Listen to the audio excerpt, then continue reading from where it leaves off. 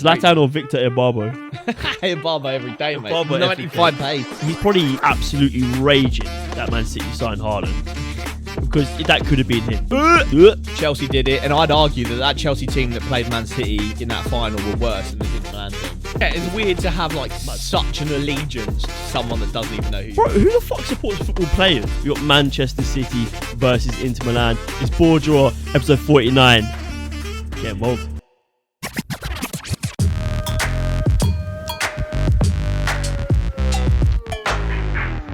Cast your minds back to the beginning, where it all began.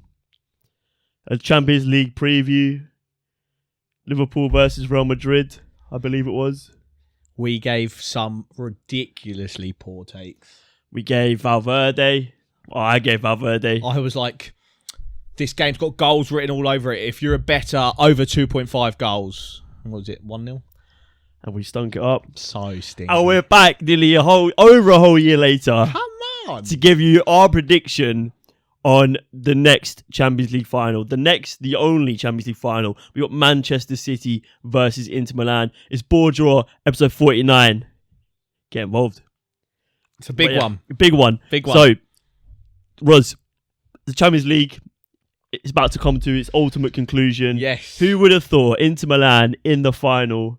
I think a lot of people would have had Man City in there, just on the calibre of their team. But you had Man City in your little predictor situation. Yeah. And but not. I don't think anyone had Inter Milan. Nah, a lot of people had Napoli on that side of the draw. I think the problem is, though, the City side of the draw was so much stronger than the Inter Milan side of the draw. But kudos to Inter Milan. They can only beat who's put in front of them. So, but yeah, it's going to be interesting. We're going to be talking you through today, just a little bit of a preview of the game, sort of some predicted lineups, and just have a look back at the roads that both these teams have taken in terms of how they got to the Champions League final. And yeah, we'll give you our little predictions at the end of, as always, spot on. But yeah, let's get right into it. Let's talk about Man City first. I feel like Man City are the ones we're going to have the most content on. Yeah, but them. Impressive. Just beat Man United 2-1. It wasn't the most convincing performance. No, I've seen a lot of people say that Man City's last few results haven't been the most convincing. Obviously, they lost to Brentford. I mean, the most convincing one in recent memory was the Real Madrid one. Yeah, exactly. And since then, and obviously it's a case of resting players for this Champions League and so on and so forth. But yeah, the Man United game, I saw Ten Hag say, we're the only team that have given Man City this tough of a game, blah, blah, blah. Ten Hag's been waffling all season. But I do want to give kudos to Man United because they did trouble them. But I don't think that's going to be the same case in this final. I don't think Inter Milan have the... I mean, I say that though, but... And they're a good team. But they are good, yeah. They are. You can't underestimate them. And they've got the utility there to damage Manchester City. And you look at teams that cause Man City trouble, there's no reason why Inter Milan can't do that. But they've got to execute a game plan perfectly. Yeah. But I think this Man City team are just killers, and they will just strangle the game from minute one.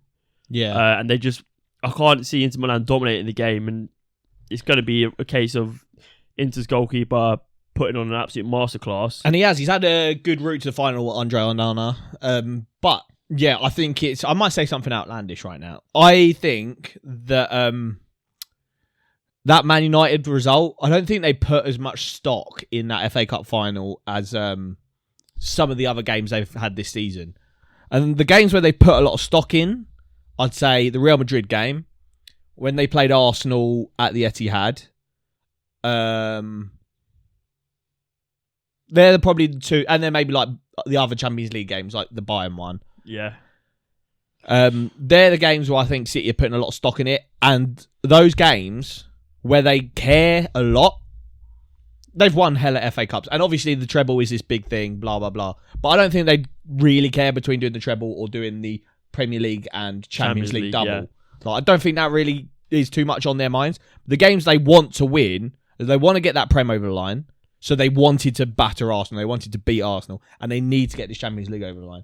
So they put stock in these games. And those games, we've seen them absolutely dominate Bayern Munich.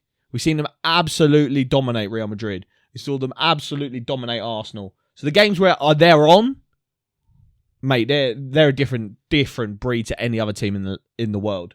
And I think this will be that kind of game where they've got one more game left to do everything they've ever wanted. They're going to be on crud. They've got like a completely injury-free team going into this game, and with this game, they can kill two sort of birds with one stone. They cancel that Champions League curse, and they also take the treble off their most heated rivals. So they're going to be so switched on. So there is never. This is the biggest game in Man City's history. 100%. Yeah. I mean, you can go back to the Aguero game, but if they don't win that, that's another Premier League like that. They slipped away, but it was close. You know what I mean? It's not. Yeah. And then go on. It's important because of the moment. Yeah. And the situation happening, but the game itself, this is a much bigger game. This is a Champions League title, and like you said, this is a Champions League title and the treble. This would make them the biggest club in Manchester. The most dominant English team of all time. Yeah, it cements all their names in like fucking like legendary status, Hall of Fame. No one can ever go back to Man City and win the first Champions League. Exactly that. Do you know what I mean? It's the first Champions League for them. It'll be first treble, the only treble since Man United in England. I think. I don't know the actual situation there, but yeah, I think they're going to be so turned on mentally. It's just, is there a hangover? Switched on, both. Penises will be bulging, the brains will be bulging, but Pep's forehead's going to be so the only thing man. you can say is maybe there's like a hangover from the FA Cup, but I doubt there will be. Don't think they were really pushed too hard. I don't think they really had to fight too much. They were in control for the majority of the game. Yeah, there wasn't like much like, oh shit, it wasn't like they were last-ditch defending. They weren't like putting their bodies on the line. And like Man United were never in front. They got back to 1-1, and then Man City went in front again immediately. And so they were never like a goal behind and having to push. They were always like a goal ahead. So they scored literally immediately. So they already were like taking their foot off the gas. And then they concede and then score again immediately. So it's one of those where they were never, like you said, at panic stations. They're always ahead or getting ahead like pretty quick. So yeah, I think they're ready. What's the difference between Man City last season in the Champions League and this season? Is it the gamesmanship? Is it the sort of the feeling of controlling games? Because last year, they, apart from the Real Madrid game, where it literally just got away from them, they were pretty much in control. They looked like they were good money to get onto that final winner. Yes. And the difference is, obviously, the season, the Haaland factor, the John Stones factor. Mate, I saw a tweet. It's like, it's crazy how the best centre mid in the Prem is a centre back. He is incredible. So good, you see man. the clip where he like spins like he's like going back to his box. Yeah, it's crazy. And he just spins like three. Yeah, he's like Sergio Busquets reincarnated. Mate, it's crazy. He is so good, but more handsome. But I wonder if this is just like a purple patch, or if he genuinely is that good. Because I think everyone knew he was really good. Yeah, but he like never really reached his potential. But now we're seeing something else. Crazy. Yeah, it could be a purple patch because like this City team are flying, and maybe he looks like he's flying in a flying team. But even still, he is. You've got to have it to be able to do it. Back to your question about fucking hell. Back to your question about what's different between this Man City team and the one of last year or even the year before that. I don't know the stats on this, but this season I've got them here. On City's road to the Champions League final, 7 wins, 5 draws, no losses. I don't know what it was like in their previous couple of seasons, but I can't imagine it was 0 losses. And I think that's the difference. I said it in a podcast a couple of weeks ago. That this City team, they might not be the best attacking team, they might not be the best defensive team, but they're like one of the best teams I've ever seen at just not losing a game. They'll either get a draw out of it or batter teams. They just don't lose, and that's what you need in knockout football, and that's definitely what you need in a Champions League final. If you're going to win, you can't lose. I mean, the difference between Man City's run and the Inter's run is that Inter have been pushed. Two losses. They had the 1-0 against Porto, then the 0-0 where Porto were pushing. Then they had the quarterfinals where Benfica nearly mounted a comeback in the second leg. And then they were pretty dominant over AC Milan, but AC Milan came out fast and hard in that second leg. So the games were definitely more tiring. And I think they played this weekend as well, like in the league, didn't they? Yeah, La Liga Serie A finished this weekend, and they also had the Coppa Italia this weekend, I think, against Fiorentina. That just happened and they won that. So they're off the back of a domestic trophy. So I think it'll be interesting. I think I think if it was so, a lot of people in this side of the draw had Napoli, and then I think I had, if Napoli didn't go through, I think I had AC Milan. So I think I didn't put much stock in Inter Milan, but watching them, especially in the Champions League, what I noticed against AC Milan is just how good they are defensively. And it'll be interesting to see these two teams because they both play with a 3 at the back, but they shape up quite differently. Man City's absolutely not ever a 5 at the back, whereas Inter, the 3 is a 5 at the back at certain points in time. Dumfries and what's his name on the exactly. Left. So it's interesting to see how Man City's forward 5 attack Inter Milan's defensive 5, because in the other Champions League games, Inter Milan looks solid at back, but I don't think they've come up against a team like City yet. I mean, I've seen Bastoni come out and say he watched how Rudiger handled Haaland in that first leg, which is probably the best we defensive. Said that was the best defensive. And it was mind blowing to me that he was dropped for the second leg. It's so dumb. Literally because Eder Militao helped Carlo Ancelotti out of the plane. Yeah, so dumb. Or something. But yeah, I have like a sneaking suspicion that Inter Milan will come out with some sort of sit back and absorb pressure game plan. And when they've got the likes of Edin Dzeko up top, it's asking for a storyline. Yeah, literally. Yeah. Like, and he'll do the. Yeah, that'd be nuts. It would be insane. And they've got killers in their team. I think a lot of teams are Big Rom, mate. Big Rom, like, mate. That's a player. Imagine bringing him off the bench for Man United for his like allegiance. Does he have any allegiance? I don't really know, but he's got allegiance to Chelsea and to Manchester United. So and West Brom and Everton. Yeah. So all of them just fuck Man City. Big Rom for a winner. But I think what Inter Milan have that I like is they've got a lot of star quality in the midfield. They've obviously got Barella, who I think is just insane. Top tier, yeah. He's got an engine on him, and I think that's what you need against Man City when you don't have a lot of the ball. They're passing it left to right. You will very rarely outplay them, and you're like even less of a chance of being better technically than them. What you can do is outwork them, 100%. And they're the games that Pep gets pissed at. The games that his team get clearly outworked. Clearly. And they got workers in this team. They got Barella. They got Brozovic. They got the fullbacks are good workers. So I think, in the midfield, where City like to kind of dictate the game, John Stones obviously pushing in there as well. There's normally about 4 or 5 Man City players in the central area. I mean, they've got Matteo Darmian as well. That's a Man United throwback. Yeah, so I think if the midfield unit of Inter Milan have a good game, they could stifle Man City. I think Barella as well, he's got quality in the attacking third as well, which is good. And that's the thing. They're all good defensive units, but like Çalhanoğlu, he'll score you a free kick. He'll score you a long ranger. Barella, he gets up and down the pitch like nobody's business. And then you've got Dzeko and Martinez who are finishers. Like, for me, the way Inter Milan win this, if they set up how we got this predicted team up, is they win on the horizontal. The diagonal. The diagonal being Kyle Walker in that sort of right centre back, right back role, through the pitch. So you go through that way. So you got the Walker, Stones, and then sort of into the De Bruyne, into Haaland. You win on that diagonal.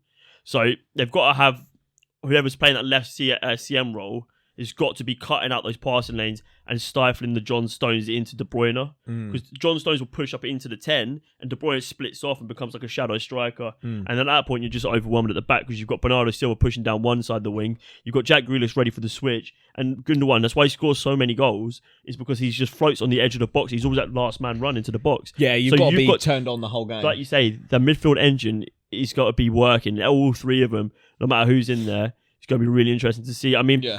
Maybe we see them literally play really sitting deep. They've got like a flat 3 with a flat 5 almost compacted into each other. And they literally just have Dzeko as a platform with Lisandro Martinez to play off.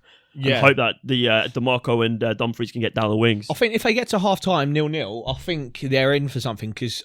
Not that Pep is the kind of guy to get nervy. Not that these players are. We've seen him make players bad decisions. But he could make a bad decision. And then like we said earlier, Rom off the bench, that is... naughty. If you got tired players that are mentally a bit like what the fuck's going on, and then you bring on Rom who will body everyone. Like I've said this about City's team this season.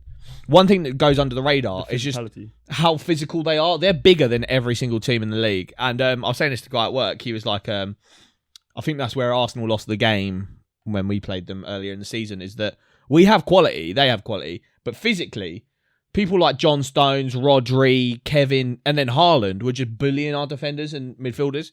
And so, if Inter are up for the physical fight, and then later on in the game you wear them down and bring on Rom, he'll bully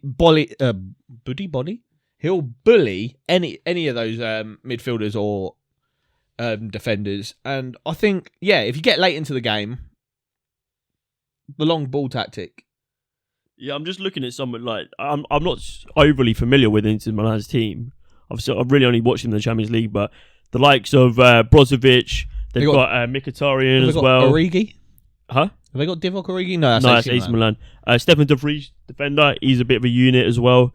Bellanova, they've got some really good players like that can come off the bench and cause issues. And Onana as well is one of the top keepers in the world. Him and is it Milan, the AC Milan keeper? Yeah, both incredible keepers. I think, do you know what? It looks really favourable to Man City, and that's just because we know what they're capable of. Yeah. But we can't discredit Inter Milan. If they come at this with a game plan and they execute, and like you say, if they can get to half-time at 0-0, I think that's literally like the ideal game plan. Just get to half-time at 0-0, and you've sort of weathered the first come of the storm. Man City will come out hard. And then Man City will want to win it in 90 minutes. They won't want it to go to penalties because they know penalties is they've got the advantage in the 90 minutes, even extra time.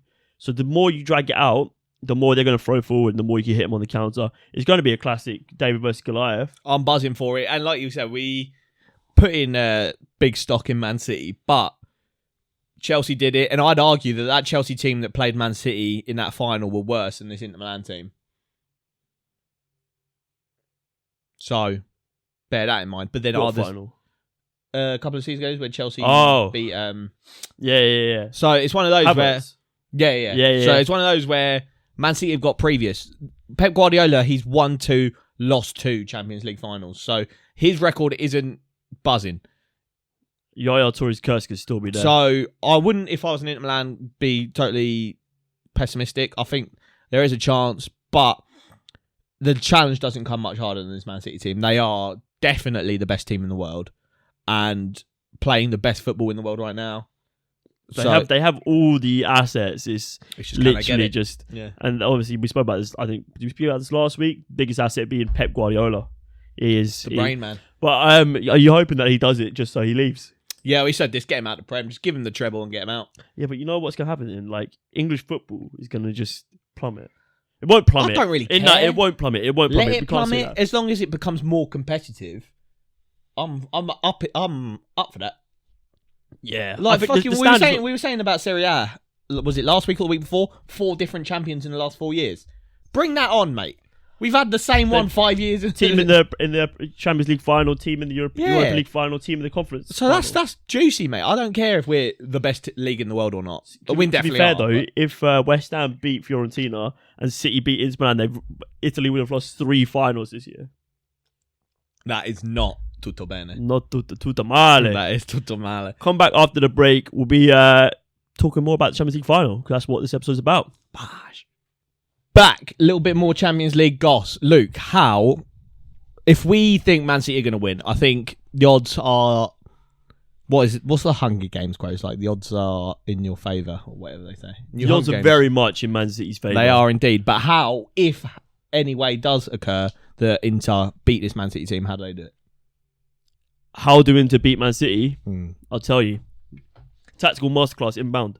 Shave your hair first. Inzaghi, if you're watching. You got a nice trim though. But you should go bald. We should do a segment where we like...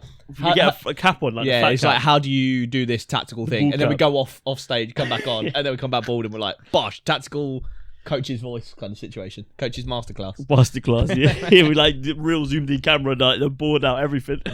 Yeah, so how Inter beating this Man City team, this dominant, physical, lethal Man City team.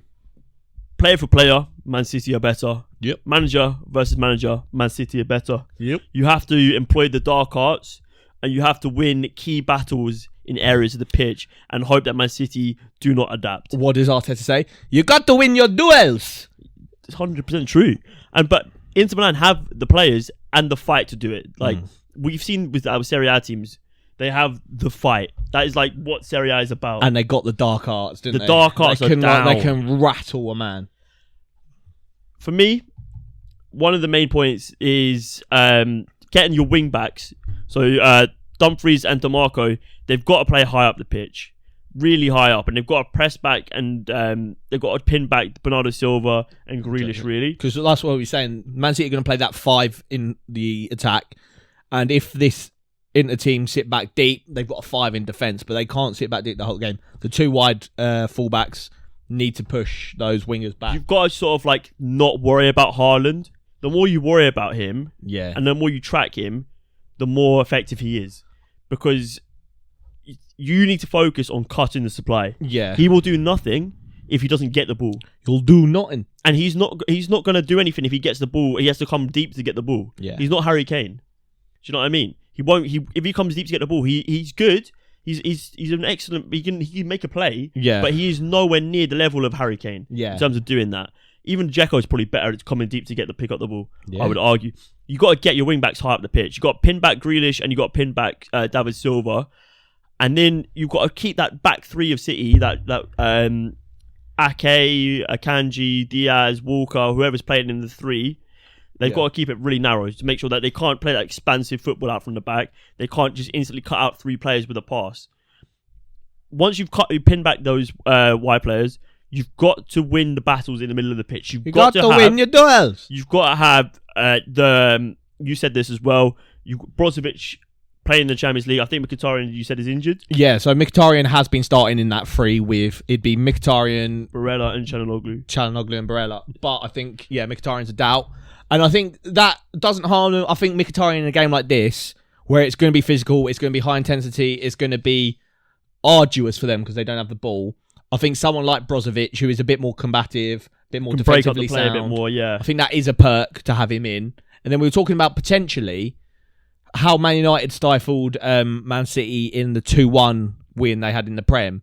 They had someone just following De Bruyne around in Fred. So if they get someone to do similar... Barella or Brozovic can man mark. That's how you cut the supply to Haaland. Exactly that, because that's where Arsenal did like a shambles, because De Bruyne just ran absolutely ravage on Arsenal. When he was playing that shadow striker role with Haaland against Arsenal, no one was picking up De Bruyne. He was having an absolute field day in that kind of space between the midfield and defence. Someone needs to watch De Bruyne. And like you said, if you cut out De Bruyne supplying Haaland, De Bruyne supplying the wide players, you're in for a chance. So get someone. Doesn't necessarily have to mark him all game. Just make sure someone is clued up about where De Bruyne is moving. 100% agree with you. I think as well, what you could do is you play Dzeko as sort of the target man, and you have Lisandro Martinez in that sort of like shadow striker. Lautaro Martinez in that shadow striker. You get Lisandro in. Maybe he does a job. Maybe he's combative. Come on. We get Lautaro Martinez in that sort of like 10, like forward, like I don't know, like centre forward position where he's playing off the front of Dzeko. Dzeko keeping the defenders with his physicality. You got that out ball then, especially if you want to hit quick on the counter. But then you have like Lautaro Martinez. He can like float and he can annoy Rodri and Stones when Stones got to step in. You've got to. I spoke about this earlier. The diagonal line that goes across the pitch from Man City's right side all the way through to Haaland, sort of. It's their key players. It's their key players. You've got even when you go from Walker, Stones, De Bruyne, Haaland, however you want to play it like that. You've got to cut out that line. You've got to cut out the line. So it's really important that Inter flood their midfield and don't let John Stones step into that forward line. John Stones, if he is going to be playing in and around like the edge of the halfway line, or he's playing around the edge of your box, the edge of the D, you've got an issue there because you will be outnumbered. Yeah, you're going to be there. You cannot possibly pick up every single man because they are moving fluid. Yeah, 100%. The only thing, you let John Stones in there, you've got to crunch him, get the ball back, and then the turnover would be crazy because Man City have so many players forward.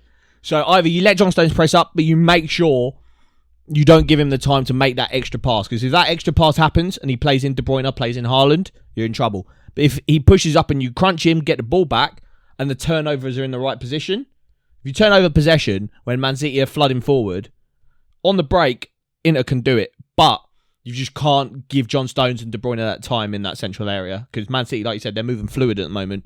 They'll find that pass, and if they find that pass, you're in trouble. You've got to make sure you cut out those passes. You've got to probably defend quite narrowed. I mean, the only issue with doing that is you leave yourself at risk of crosses coming in from deep into the head of like Erling Haaland, who is an absolute monster in the air, and Man City have the delivery across the pitch. Like half their team are just phenomenal at whipping balls in. But for me, the main thing that Inter have to do is they have to go in with a plan, and every single one of their personnel has to understand the plan and stick to the plan. Got to be on job. You can't have one or two players pressing and then the other one sitting back, and because it will be disjointed, and Man City will have a field day. If you're going to play the press, it needs to be the most organised press in the world. And I feel like they won't. I feel like a lot of Serie A teams, they're good when they know they're the underdog, when they go into a big game against a La Liga giant or a Premier League giant. They know they're the underdog, and that's when they start sitting back. They defend well. They get that kind of Mourinho-esque part of the bus situation, and they love that, and they live off that, and they can sense when the opposition's getting a little bit annoyed, and then they'll rattle you a bit more. And I think if they do that as well, they kind of rattle. They pick out the players in City that could be rattled. The Jack Grealish, Rodri, maybe Bernardo Silva. Even Kev, mate. Yeah. If you rattle these players, get them booked early, maybe get Rodri on a yellow card early, you rattle them a little bit more, and then something happens. I think one of the things that can't happen, if they need to go behind in the first 10 minutes, they lose that entire edge. Because Man City will just they will control the ball, and they will just look to play rondo after rondo around you, and you won't have the ball. And the minute you step up to try and get the ball, it's catch you 22. will concede. You either, when you're 1-0 down, you go and try and attack City to equalise the game. They'll kill you off at that point. I would love to see, or you sit back, and then they'll just press you all game. They'll have the ball in your area, and you can't do anything. So I would love to see the stats on how many games Man City have lost since they've gone ahead. It must be in like the single digits. No, genuinely, I saw a tweet from the club. Fuck everybody on the club. I think that's Boovy, Adam McCullough, and Rory. There's some of them. Rory's alright, but Boovy, do you know what? They're entitled to their opinions. It's fuck Boovy, Adam McCullough, and Rory. You're alright. I don't have an opinion, man. I do. I always have an opinion. I don't even watch their content, man. No, neither do I. But it comes up on my Twitter annoyingly. Sometimes they just spout stuff for the clicks. Waffle. But they were talking about something to do with Man City and them being behind. I think since mid 2021, so about 2 years now, Man City have been behind in a game for not even 90 minutes. Or something like that. That's mental, isn't it? Some shit. I can't remember the stat, and I've butchered it probably.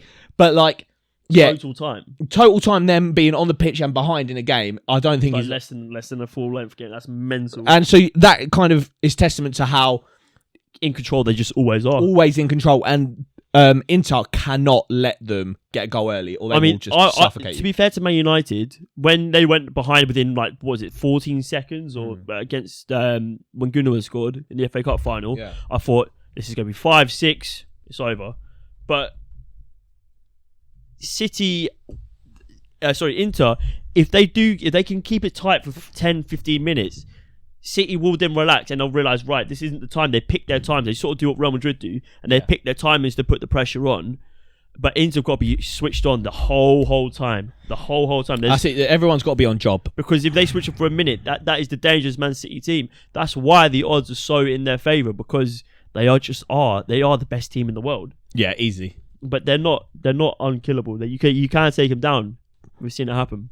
I reckon, Inter Milan, you'll be worried, but I think they'd prefer it to be the underdogs. I think this kind of situation, obviously you'd prefer it if they came up against Slavia Prague in the final. That's happy days and your favourites. But I think they won't be put off by the fact that they are underdogs. I think they live for that kind of thing. My last point on how Inter can take down the giant that is Man City. Set pieces. They have a set piece specialist in Çalhanoğlu. They do indeed, yeah. And they've got some big players. They've got the likes of Bastoni. They've got Dzeko. So they can put themselves about. Even Brozovic is quite... Yeah. So, take that advantage, utilise it. Draw Man City into a nitty, gritty, takedown game. Play the rough and tumble. Kick their ankles. Like that's it. Wind them up. Rile them up. Draw them into it. I mean, Man City and Pep will not want to play that game. They want to play nice football because they know they win nice football every time because they've got the best team in the world. Yeah. But if you draw them into a battle, you can't do that and just make the most of those set pieces. Make the most of this. Man City aren't like the best team on the break. They're not like Liverpool in sort of that Bobby Firmino, Mane, Salah era where they would just transition with one kick of the ball. Yeah. City build up through the phases, and you've seen Kevin De Bruyne the last few years where he's sort of losing that bit of pace, and he's having to slow down. He can't just charge through the middle of the pitch as much as he used to do. You can't take advantage of that. So yeah, it is doable. This is annoying then. So in 14 games, in a 14-game span, City have been losing for, what did you say, 8 minutes? They've been behind for 8 minutes. That's fucked. In 14 games. Too dominant? I found it, yeah. Sorry, I've been zoned out for a sec. But yeah, 14 games to be behind for 8 minutes. Inter Milan. Inter Milan needs to do that for, well, actually, they don't need to do it for 90 minutes. They could do it for like 1 minute. 8 seconds. Yeah, so Inter Milan, there is a hope. You've got to believe. Prediction time, Roz? 3-1 Man City. I'm going to go 3-0 Man City. We say all that, but our predictions were wrong last year. So, Inter Milan fans, happy days for you. Happy days. Yeah, we both predicted Liverpool, didn't we? Yes, we did. Right. Moving on to elsewhere in Europe, but actually still in Italy. Football news. Big boy Zlatan Ibrahimovic has announced his retirement from football. Is he overrated, underrated, or rated? I think by anyone with a footballing brain, he's rated. Zlatan fans are completely like they're so wet. They're so deluded. It's mental. It's like sort of those people on football Twitter who have like there's like they call him like Pessi or Penaldo. Yeah. Like what are you on about? How small is your brain that you can't just enjoy football players? Yeah, you have to like resort to like how can you ever diminish the achievements of Ronaldo or Messi? Are you like But you're on Twitter and because you got an avatar like it's weird to have like such an allegiance to someone that doesn't even know who you are. Who the fuck supports football players? Like I like there's players that I like, but I don't like. I don't know. If you like Danny Welbeck, you don't just go from supporting Arsenal to Man United. It's to Brighton, facts. Yeah, it's like I have gassed Saka up from the moment he arrived. If he goes to PSG, if he moves anywhere, he's like done deal. I'll be like, I'll rate you. You're a good player, but I'm not gassing you up like I have been. And it's weird that people, I like Eze, but I don't support Palace now. Yeah, it's weird. It's weird behaviour. Everyone just chill the fuck out. Ibra was good, but was he that good? Zlatan, I think does he go down as one of the greats? It depends what what conversation is he in? I would say he's got to be a top 10 striker of all time. He's in the conversation, in my opinion, with I think people like when I was going to say something. Is that controversial? When Salah retires, he'll be in that echelon. Obviously, Salah is more predominantly Prem. Let's do like this. I'm going to give you players. And you got to say like Sergio Aguero. No, you got to say who was better, right? Okay. Zlatan or Drogba. Zlatan or Lewandowski. See, that's already a big one, isn't it? Yeah. Like Zlatan or Benzema. But I think he's in that conversation. Benzema. Zlatan or Harry Kane. Ooh! Zlatan. I mean, for really? Yeah. I don't know. Harry Kane is good, man. I know. Maybe you should put these out. Yeah, I don't know. Zlatan or Cavani? Zlatan or Falcao? Zlatan. I don't even Zlatan or Victor Ibarbo? Ibarbo every day, mate. Ibarbo 95 pace. 95, mate. Colombian Donny. But, I think he's one of those players where he's not going to be in that all-time conversation with, like, the likes of Messi, Ronaldo. Is he the best Swedish striker of all time? Is he better than Larsson? I don't think so. Oh, no, he is. I think Larsson was different. Yeah, but this is... But Larsson spent a lot of time in Celtic, which is like... No, I think Zlatan's good, but he'll be in that conversation of strikers that are, like, just below... The elite tier, yeah. I'm talking this like group of strikers is like Aguero, it's Lewandowski, maybe Harry Kane, Benzema, and then you've got the killers like R9. Like he's probably, I would say he's like The top tier is the R9. The goats, yeah. I don't even know who else you put in that. Like Ronaldo as a striker, maybe. Yeah. CR7 that is. Yeah. I don't know who else goes like up. Eto'o maybe. Eto'o was good. Yeah, maybe like Eto'o and Henry. Yeah, Shearer, and then you've got that tier below. Where what about like Van Persie? Where's he ranked? Better or worse than Zlatan? Worse. You think he was quite, but his career was like a bit shorter. Like maybe he's in that tier below that bigger tier that we were just talking about. Yeah, he's like in there with like the Drogba. Oh, where does Michael Owen go? I don't know, man. He's dry. Isn't he? Maybe we should do like a all-time striker tier list episode. Maybe we got content coming in the summer, so that could be we do. some of it. But yeah, I mean that's a big loss to the sport of football. But I'm sure he'll be around because you just can't keep that man quiet. Nah, he's a top don. You've got to rate his mentality. Like no player backs himself as much as he does. Yeah, I saw a tweet. It was like we're never going to see anyone like him again. He was like 40-something years old and done his ACL and then came back within like 4 months. Built different, kind of mentality's different. COVID had Zlatan. Like what? Yeah, it's crazy. But another player that is not leaving football, but effectively leaving competitive European football is Karim Benzema. I actually made this call the other week. You did. We got a guy in the comments saying, "You guys are smashing it," and I was like, "Yeah, my guy's got big brain." Yeah, actually, I predicted. Luke predicted Harry Kane to Real Madrid, and I predicted Benzema to Saudi. Benzema's gone to Al Ittihad, I think it is. Is it confirmed yet, or is it all but confirmed? I think it's Fabrizio Romano confirmed. So maybe it's like the stage just below. I've seen him confirm though. Alexis McAllister to Liverpool, and then I've seen a Brighton correspondent come out and say nothing's happened. Games. Although, like, I'm not. I hate everything about transfer Twitter. It's like football Twitter. Anyone with access to the internet can have an in the know account. Yeah, and it's just so bad. But I think Benzema to Saudi, not necessarily where, because I've seen this fuck situation where apparently the owner of Newcastle, the Saudi investment fund, owns the 4 biggest Saudi clubs. How can the biggest clubs?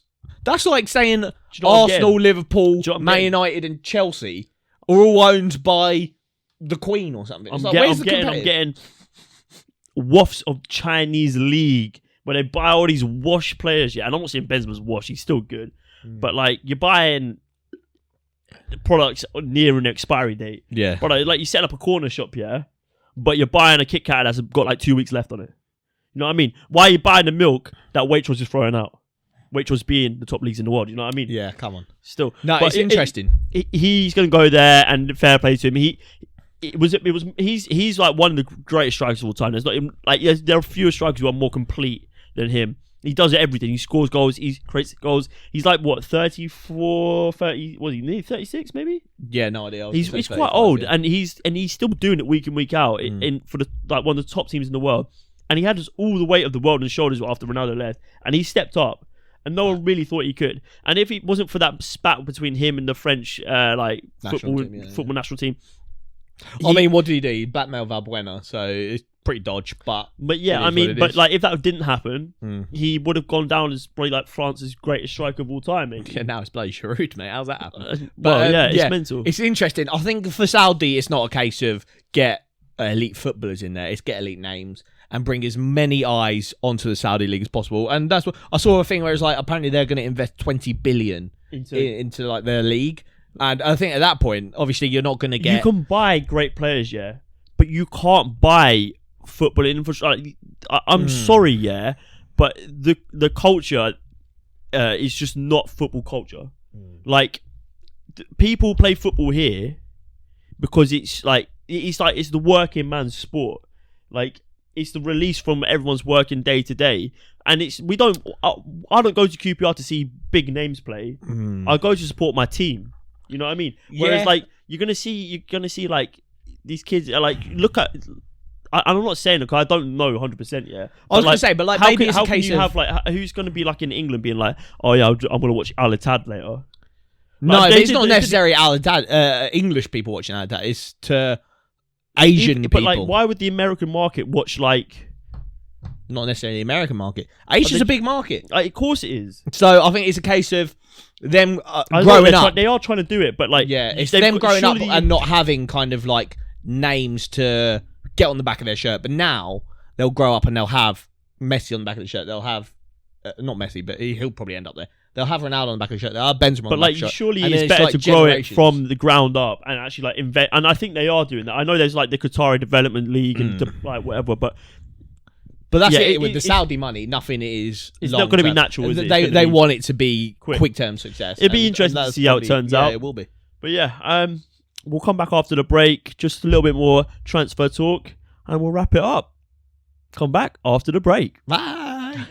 We are deep into, I say deep, but we're in the very beginning stages of the transfer merry-go-round. It is a bloody merry-go-round. The striker market is, it's moving. I mean, you've got the likes of Victor Osimhen, who's probably going to be on his way out of Napoli, but no real like hard links to any teams. I think people are waiting to see who makes the first move, and I think that's going to be Real Madrid. So who Real Madrid move for is going to be interesting. Yeah, they've had their hand kind of forced, haven't they? Benzema is leaving. I think they were hoping he would stay for at least another season. They got that Endrick Don from I think he's Brazilian he's getting loaned out for another season. Yeah, he's still young and he's 16 or whatever. Yeah, he's banging on Football Manager. Correct. But so Real Madrid have had their hands sort of forced by this Benzema move. And it'd be interesting. They're the ones who are going to strike first in the market. They've got a couple of people on their hit list, haven't they? Harry Kane. Kai Havertz. Who else have they got? I think Osimhen is on everyone's list. Osimhen's got to be on everyone's list. So I think it's between them three. Is Havertz not weird though? Havertz, I think, is such a weird link. I know they were interested in him when he was at Leverkusen before Chelsea signed him. But I think at that point he was a young prospect at kind of like the 8 or 10 role. He was scoring like 30 goals in the season from like the 10 role, yeah. But I think if you watch him in his time at Chelsea, you can't. Surely you don't look at him and be like, "That's a player we need to replace Karim Benzema." You need a player that's going to secure you 20 goals easy. Havertz, I don't think he's hit 10 for Chelsea in his whole time here. No, it hasn't really worked out. I mean, would you pick him over João Felix? No. Do you know what I mean? Not a chance. Maybe they could go nab him off of their rivals in Atletico. Yeah, do they do business? Is it like that? Maybe, I don't know. They all do. Yeah, weird I business mean, in La Liga, didn't they? Didn't they? Who? Barcelona did business. Barcelona, with Atletico, yeah. I'm pretty sure they. No, they must do. Yeah, Look, Courtois. Oh, he had Chelsea in between. I know, but still, because they but then Atletico removed his plaque and stuff. Yeah, which is mad. But yeah, Harry Kane as well is on their radar, which would be interesting to see. For me, I can't see Harry Kane leaving the Premier League. Nah, it's not the same as like Italian players not leaving Serie A, because there are, I'd say, probably more. Actually, no, that's not entirely true. But it is kind of like that. You don't see many English players in their prime decide to do their prime in a place that's not England. Well, and I think for Harry Kane, it's like he can stay in England. He can still go for Shearer's record, and he still has a chance of winning something. He's probably absolutely raging that Man City signed Haaland. Because that could have been him. If he'd signed for Man City that season or the season before, they wouldn't have gone and signed Haaland. And he's probably thinking, I could have had probably 1 or 2 Premier Leagues, could have a Champions League nearly, could have an FA Cup. No one would be talking about the fact that he's like trophyless. Yeah, he would go after one season. After one season, one season at City, he'd be going down as the greatest English striker of all time. Yeah, and he's missed that window. But I think he goes to United. I think he goes to maybe Chelsea. Do a job. He would do. He just needs to leave Spurs for the love of God. Get him down Anfield. Ange Postecoglou, though, it would be his bloody man. I've been gassing up Ange Postecoglou for a hot minute. I think he's a quality manager. Plays very good attacking-based football. A lot of the Tifo boys like him as well. And for Spurs, annoyingly, as much as I don't like Spurs, I think this is quite a good appointment. He signed like a lot of Japanese players for Celtic. He's very likeable. I'm a big fan of like bringing in like. I think Celtic have a link with Asia, so they bring a lot of Japanese players. In. But I think he's quite likeable, and he'll make Spurs a better team. He's just coming in with like a clear identity. Conte had that, but he was like serial winner, but it's a negative footballing identity. I'm interested to see if when Postecoglou got signed, he was like, because he strikes me as someone that could play with not big names, and maybe he was the best candidate for post Harry Kane life. And I feel like maybe a lot of the other managers were like, you need to do everything you can to keep Harry Kane. Yeah. And maybe Daniel Levy's like, nah, we can't do that. Well, you can imagine Postecoglou like working with the likes of Richarlison, with Son. I think he's probably Kulusevski, better at working with the lesser names. Yeah. And maybe that's where Spurs are heading, obviously, with Harry Kane leaving. Son will probably be out the door sooner rather than later. Hugo Lloris is leaving Spurs. So they're what if Real Madrid went in for Son? They need a rebrand, and I think Postecoglou's the right guy for it. Yeah, no, it's interesting times in the Premier League. Who else is looking on for the manager merry-go-round? We got anyone else? So Leeds haven't got a manager at the moment. No longer in the Prem. They're no longer in the Prem. Sam Allardyce. Leicester, no longer a manager. No longer have a manager. Graham No longer in the Prem. Potter, apparently. Don't see that happening. Same with Southampton. No longer in the Prem. No longer a manager. It's gonna be a weird start to the Premier League season. It's gonna be really strange because there's gonna be so much movement in the midst of this market that I think will come out of left field. Like, you forget how quickly transfer stories move and evolve. Like, Harry Kane could be on the brink of signing for Man United, and then suddenly Guardiola's got him over at the Etihad saying, right, you're going to play behind Haaland. Well, it's Monday now. West Ham play their Europa Conference League final on Wednesday. Arsenal could put a bid on Thursday because all the rumours are that Arsenal are going to wait for West Ham to play their final and then bosh in that Declan Rice bid. So Declan Rice could be a player. But I've seen multiple sources saying that Declan Rice is on the verge. He's turned on by the idea of joining Bayern Munich. Yeah, there's one German reporter that is so sure he's going to Bayern, but I just can't see it. I don't think so. I think he's just a proper London lad. He has done his absolute service to a team like a mid-table Premier League team. Why would he leave the Prem for a different country's league when he has a plethora of options in the top 6 of the Prem? Bayern Munich aren't really that appealing right now. Like, they don't have rumours that Tuchel was going to get sacked on the final day after winning the Bundesliga.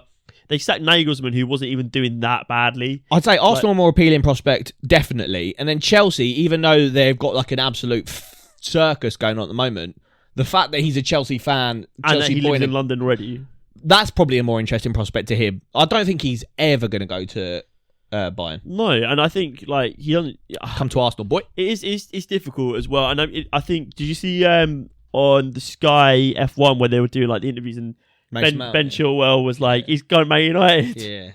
Yeah. Mason Mount's Man United. How's that work? Where's he fit into that? Does he play like ahead? So you got like Casemiro, Mason Mount, Fernandes, and that sort of he probably like plays an 8, like Eriksen with less like attacking IQ and creativity, but with more legs. A bit more direct, maybe. A bit more of a runner. I think it'd be a good signing. It'd be an interesting signing. Weird to see him at Man United. He could be like a proper Man United like player. Like they struggle to unlock defenses. Like their only real outlet is the over the top ball to Rashford. Yeah, I think him playing with Bruno Fernandes with Casemiro behind him. Obviously, they'll need to eventually move on from Casemiro. He's a bit old. He's still quality, but they need to get an elite DM. Maybe that's why they're linked to Declan Rice, but I don't think they'll get that over the line because you can't have Declan Rice and Casemiro and play one of them. Both of them are going to want to start. But I think maybe the window after, they need to get a big DM. But for now, Casemiro, Mason Mount, and Bruno Fernandes, that's a Champions League midfield if I've ever seen one. Yeah, I think Mason Mount, I've not always been his biggest fan or his biggest plaudit, but he's had a shit season. Let's say he's had a shit season. He has. But he's good. I had my brother trying to tell me Curtis Jones is better than Mason Mount. Never. Curtis Jones is good, but never. Not near the level. Mason Mount is a real quality player, and there's a reason why manager after manager have tried to make it work with him. Yeah. And clearly, he's like there's some things going on behind I think he'd get on quite well with Ten Hag. I think. And he's clearly a hard working. We said this about Mason Mount, that he's very good. If you give him specific instructions, he'll follow that to a T. And Ten Hag strikes me as a guy who's like system heavy, imparts a lot of instructions on their players. And maybe that's why he doesn't like Harry Maguire, because Harry Maguire is probably thick as shit and can't follow these instructions. Whereas like players that can follow instructions, like Casemiro, you can see he's an instruction player. You tell him to just do that midfield work, he'll do it. So I think players like Wan-Bissaka, if you give him strict instructions, and that's why Wan-Bissaka's back in the team now. And I think Mason Mount's that kind of player as well.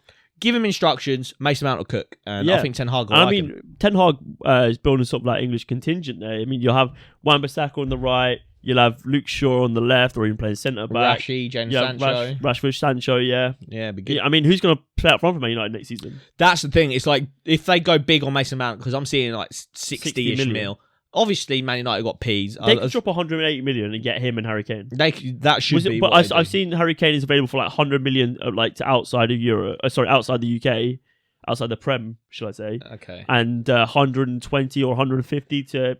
One thing that got confirmed to me during the FA Cup is that David De Gea is so washed, and they need a new keeper. Dean Henderson, mate. I know he's not the top tier, but he's better than De Gea. He is better than De Gea, but I don't know. Can they get Raya? I don't know how much he's going David for. Raya, yeah. Maybe, I don't know. Even like Roberto Sanchez from Brighton. He's playing back up to Jason Steele, wasn't he? He'd be a move. But yeah, they need a new goalkeeper because some of the goals, like that fucking Gundogan's second goal, so bad. The first one's harsh because like it's just top bins. And it's so early in the game, he's probably still getting his gloves on. But mate, the second one, I've seen people say, "Oh, it comes through defenders." Mate, it literally like trickles through defenders. Yeah, someone needs to get a leg on it, and De Gea should be there before the ball reaches the net. But yeah, summer transfers are exciting though. Yeah, mate, exciting times. And shout out Tifo. We're going to Tifo live this Wednesday, so if you're there, this will have actually come out already. But no, this wouldn't have come out. If you went to Tifo, I hope you enjoyed it because we definitely did. Yeah. But yeah, guys, thank you very much for watching. The summer is upon us. We got one more game really left of the season before an exciting summer schedule of fun, thrills. The next episode after this will be episode 50. So yeah, stay tuned for that. That's an absolute banger. Following on from that, we've got the Como video and the Ajax video. And then just a summer full of transfer news, gossip, keeping you busy. Some very special interviews, some very special giveaways. So keep your eyes collaborations. Peeled. Yeah, it's going to be good. But yeah, make sure you hit that subscribe button. It's really important to us. We really appreciate it when everyone does. And but yeah, guys, thank you very much for watching. It's been BoreDraw, episode number 49. We're going back to the corner where we first started, baby. Going back to the corner where I first saw you. And it's live. Let's go.